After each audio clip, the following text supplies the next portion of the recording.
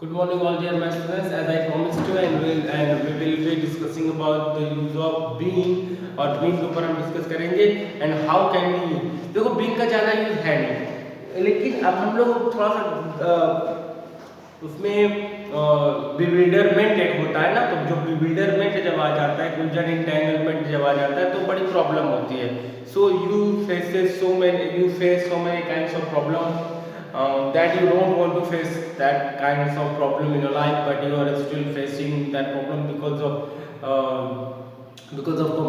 compulsion that you know English very well and you are not able to talk to someone in front of English when it comes to speaking in front of someone, and you feel very feeble and you find yourself to be very weak in the field of English. So you at that time and you become unable to speak in English. So हम आप उसी के बारे में बात करने जा रहे हैं, बीन का यूज़ कैसे करें.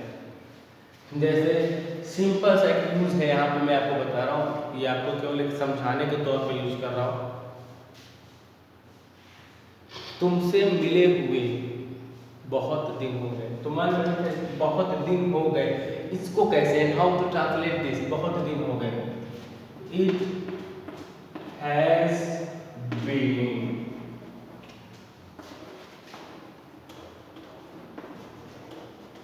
ये आ गया ना,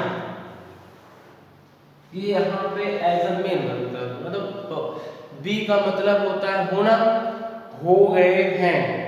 तो यानी बी का फर्स्ट फॉर्म बी होता है, सेकंड फॉर्म भी बीन होता है, थर्ड फॉर्म भी होता है. ये प्रेजेंट परफेक्ट टेंस है. इट हैज बीन, इसको बहुत लोग ऐसे बोलते हैं, it's been.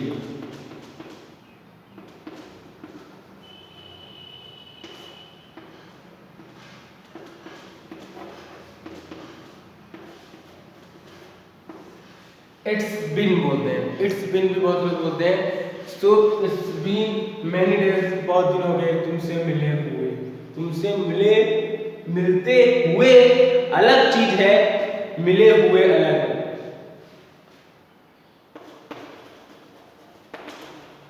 Having met you, it's been many days having met you. अगर वहां पर से हम हैविंग हटा दें तो ये निकल के आएगा कि मिलते हुए बहुत दिन हो गए. तो इस सेंस में भी आप यूज करते हैं इट्स बीन, या आप ऐसे यूज कर लेते हैं जहां पे बीन तो होता है लेकिन प्रेजेंट परफेक्ट कॉन्टिन्यूअस शो नहीं करता है.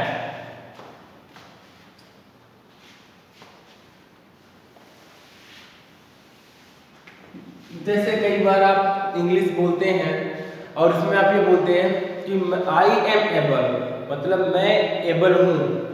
तो I am able to do, able to teach लीजिए.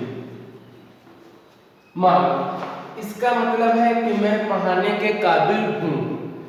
You are just saying to someone I am able to teach, that means and you are proving yourself that you have that capacity of teaching. आपके पास वो क्षमता, वो power, वो abilities, capabilities है पढ़ाने के लिए. तो मैं काबिल हूँ. अगर आपको ये बोलो कि मैं काबिल बन गया हूँ, मैं काबिल हो गया हूँ, या मैं काबिल बन चुका हूँ, आपको ये वाली फीलिंग देनी है कि मैं बन चुका हूँ. बनने का पहले तो नहीं था मैं काबिल. जब पहले आया था तो मैं काबिल नहीं था, लेकिन अब जब मैं आया हूँ तब मैं काबिल हो गया हूँ. जब मैं अब काबिल हो गया हूँ, तो इसका मतलब है अगर आपको ये बात कहनी है और यही सेम सेंस सामने वाला समझ में भी इसको आ जाए, तब हम वहां पे ऐसे बोलेंगे I be able to teach. ये हमने यहाँ पे प्रोनाउन और ऑक्सिलरी वर्ब का कॉन्ट्रैक्शन यूज कर दिया, I been able to teach. यानी इसका मतलब मैं लायक हूँ और मैं इसमें लायक हो चुका हूँ, लायक बन गया हूँ. तो इसमें यही मैं बताना चाहता हूँ, बीन ऐसे भी यूज होते हैं और जरूर नहीं कि I am able to, I been able to teach you. ये बहुत सारी चीजें होती, कभी कभी कोई चीज आप नहीं पढ़ा पाते या नहीं समझ में आता है या नहीं हो पाते हो. Suppose that and you are enable to speak but right now you been able to speak in English. पहले आप असमर्थ थे. जैसे सपोज दैट आप मेरे पास आए, आप मुझे कहना चाहते हैं सर मैं पहले आपके पास यहाँ पे आया था तो मुझे इंग्लिश बोलने नहीं आती. मतलब दैट मीन्स अगर हम वो एबल का यूज करके बताएं, अनेबल और एबल का यूज करके बताएं, जिसका मतलब यही है कि आप ये कहना चाहते हैं sir I were unable to speak in English when I came here, जब मैं यहाँ आया मैं इंग्लिश बोलने के काबिल नहीं था। बट आफ्टर फ्यू डेज कुछ दिन बाद मैं हो गया, बोलने के लायक हो गया। सो आई बिकेम एबल, आप ऐसे भी बोल सकते हैं आई हैव बीन, ये ज्यादा बोले मैं ये कहूंगा आई बिकम, आई बिकेम, हो आप बोल सकते हैं, इट्स वो गलत नहीं है, it's been able to teach. अब I have been able to teach, मैं अब वो लायक, मैं वो काबिल हो गया हूँ इंग्लिश बोलने के काबिल। I have been able to teach, मैं इस काबिल हो गया हूँ। I am able to teach, मैं पढ़ाने के काबिल हूँ। इसका मतलब हूँ, इसका मतलब हो गया हूँ।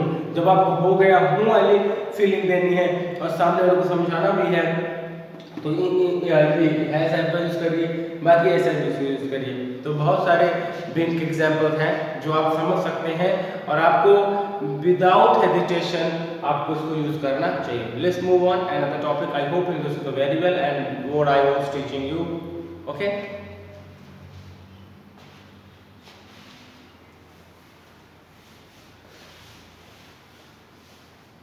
I hope you understood very well what I was teaching you from very less. So I think that you'll get the right answer. Let's move on another topic. चलो, अब पास्ट इंडेफिनिट आप कहा जाता है कि पास्ट इंडेफिनिट कैसे चलता है। हम आ जाए यहाँ पे,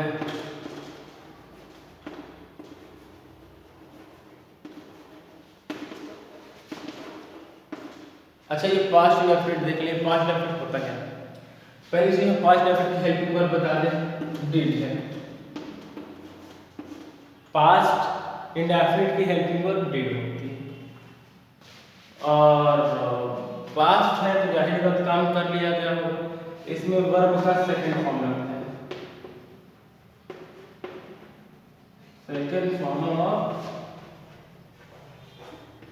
verb, second form of verb लगता है, नहीं सो वर्ब का दूसरा फॉर्म लगता है। इसमें वर्ब का आपका दूसरा फॉर्म लगता है, डिड लगता है। लेकिन जब हम पॉजिटिव, अब इनको इरेज कर देते हैं, पास्ट डेफिनेटिव पढ़ रहे हैं, अब वीडियो नंबर 5 है। जब हम इनकी बात करते हैं तो जब हम पॉजिटिव सेंटेंस के बारे में बात करते हैं तो इनको हम केवल सिंपल बनाते हैं और इसमें वर्ब का सेकंड फॉर्म लगता है। पॉजिटिव की बात करें, पहले हम पॉजिटिव की बात करें।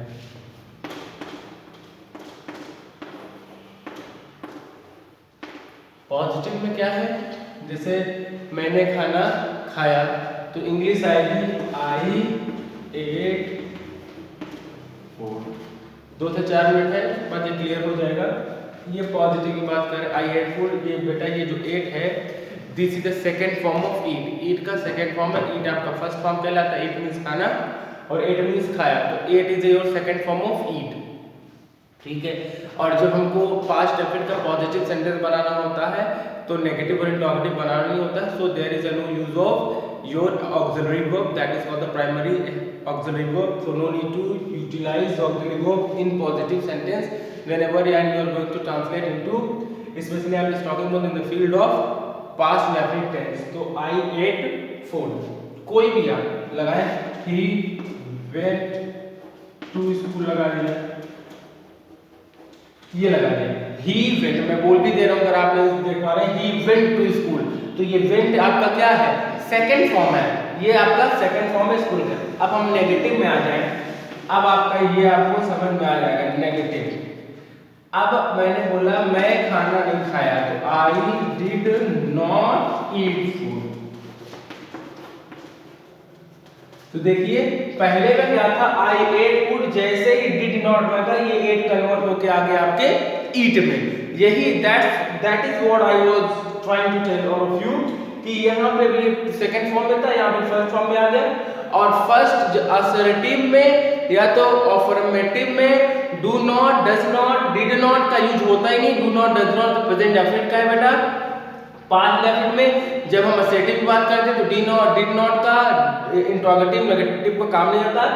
जब हम नेगेटिव बनाते हैं तब हम डिड नॉट का यूज करते हैं, लेकिन जब डिड नॉट का यूज करते हैं पास्ट इंडेफिनिट में, जब इंट्रोगेटिव बनाते हैं, नेगेटिव बनाते हैं, तो वर्ब का फर्स्ट फॉर्म यूटिलाइज करते हैं बस। और जब अफर्मेटिव पास्ट इंडेफिनिट बनाते हैं तो वर्ब का सेकंड फॉर्म आप यूज करते हैं बस। सबसे बड़ी इसकी यही पहचान होती है। और अगर हम आपको हिंदी बताएं इसकी आइडेंटिटी, तो आ की मात्रा, ई की मात्रा, ए की मात्रा होता है। मैंने खाना खाया, उसने वो खाना खाई, वो खाना खाए, ए आ गया ना, तो उस सेंस में भी आप यूटिलाइज कर सकते हैं। अब इस पे आप ज्यादा टेंशन लगाइए और एक्सरसाइज करिए। I hope you understood this video very very well. Keep on watching our videos and till then keep on practicing. Thank you so much.